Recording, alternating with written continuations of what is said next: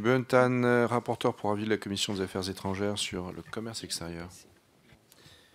Monsieur le Président, merci. Messieurs les ministres, beaucoup de choses ont déjà été dites sur le commerce extérieur par nos collègues Nicolas Forissier et Paul Christophe, donc je ne vais pas revenir dessus. Je voudrais préciser quelques chiffres. En effet, la situation qui était dépeinte est très alarmante et ça s'est aggravé puisque nous avons ce matin les chiffres des douanes qui sont sortis ce matin et nous sommes aujourd'hui à 60,8 milliards de déficit du commerce extérieur sur une année glissante. C'est une situation que nous constatons depuis longtemps, mais malheureusement qui s'aggrave. Et autre fait marquant également, un domaine où nous avions régulièrement un excédent, le domaine des services est aujourd'hui aussi déficitaire. Donc ça veut dire que même les peu de domaines où nous étions excédentaires, nous ne les avons plus. Trois raisons principales à cela. Ça a été évoqué, donc je ne vais pas passer beaucoup de temps là-dessus. Les raisons conjoncturelles, la hausse de l'euro, la hausse du prix des hydrocarbures, etc. Mais également la reprise de l'activité. En effet, nous avons une amélioration aujourd'hui et cette amélioration entraîne plus de consommation et plus d'importation. Ensuite, des raisons structurelles, de compétitivité globale de notre économie. Et ça, pour ce point-là, je dois dire que de toutes les auditions que j'ai faites, il est ressorti comme un point assez important. Tout le monde partage l'idée que les réformes entamées sont positives et elles sont saluées par l'ensemble des acteurs.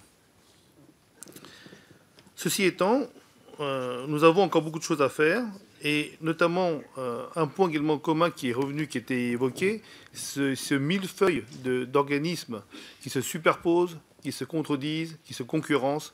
Et nous avons ici une déperdition énorme, d'où l'inefficacité de notre système. Enfin, le président a également annoncé des chiffres bien précis, qui est de passer de 125 000 entreprises exportatrices aujourd'hui à 200 000. Et ceci m'amène à vous poser quelques questions, parce que au détour des auditions, j'ai remarqué qu'il y avait une filière qui était assez représentative des problèmes que nous avons, c'est celle de l'agroalimentaire. C'est en effet, je vais prendre cet exemple pour illustrer un petit peu les problématiques. Nous avons énormément de bons produits en France.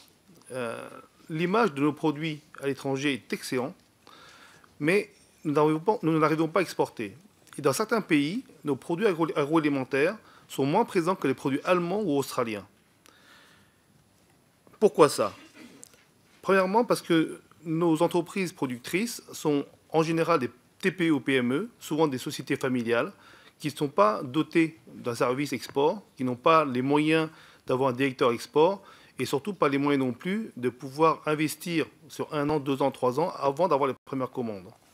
Ce sont donc ces entreprises qu'il faut absolument aider, et je dirais pas uniquement, mais beaucoup plus que les grandes entreprises des ETI qui, elles, ont les moyens de s'exporter.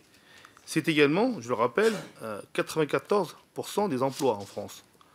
Et aujourd'hui, nous avons des soucis parce que les outils disponibles sont quand même plus accessibles à des grandes entreprises et des ETI.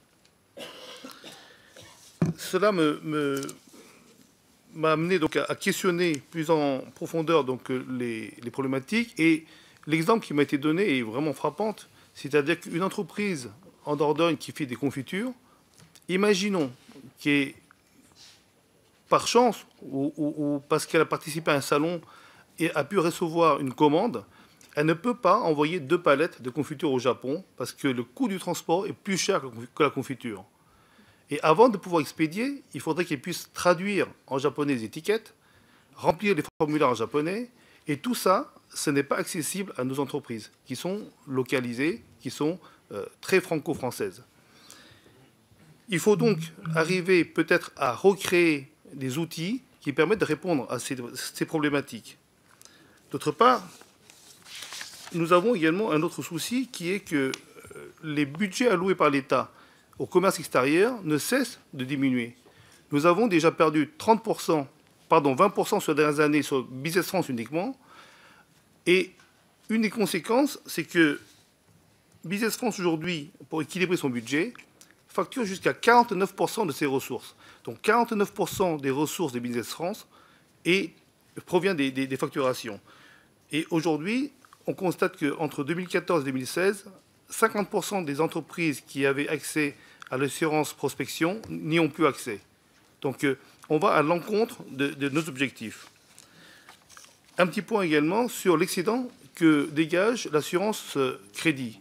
C'est depuis 20 ans, chaque année, 600 à 800 millions. Merci, monsieur le rapporteur. Terminez votre phrase. D'excédent budgétaire. Et aujourd'hui, je pense qu'il est impérieux de maintenir les budgets au moins pour Business France et recréer, repenser les outils pour accompagner nos entreprises à l'export. C'était une longue phrase. Bien, merci. Non, je plaisante. C'était très bien, c'est très bien. Bien, mais écoutez, nous allons laisser les ministres.